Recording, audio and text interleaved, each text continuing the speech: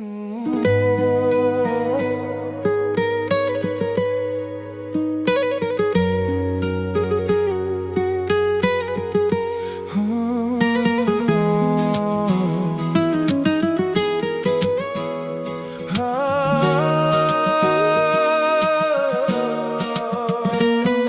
benim yüreğimden tezgeden konağım. Gözlerin yalan demez ve senin kızaran yanağın. Yeniden her şey başlasak yanar mı sönen ocağım? Yüreğimde esret çekir orada boş kalan otağın. Senin yanağına süzülen yaş mı akan? Benim yüreğime tökülen kan mı daman? Benden uzaklara gidip tek koyma ama çok sevdi yandık bize niye sevme yar? Beni atıp gitme, ben ölüm yağış olum sel olum yanağına süzülüm Ağrı veren hatireler aynalara düzülür Sensiz hoş geçmir inan bir günüm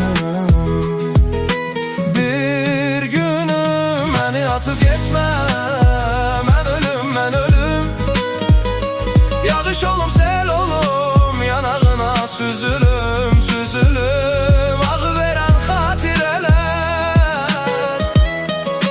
aynalara düzülür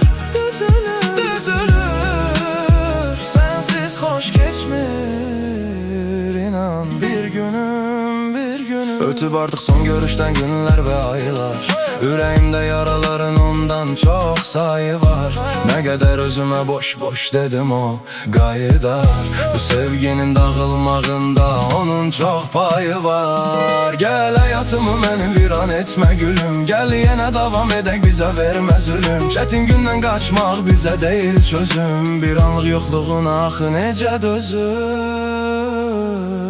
Beni atıp gitme ben ölüm Yağış olum sel olum yanağına süzülüm Ağrı veren hatireler aynalara düzülür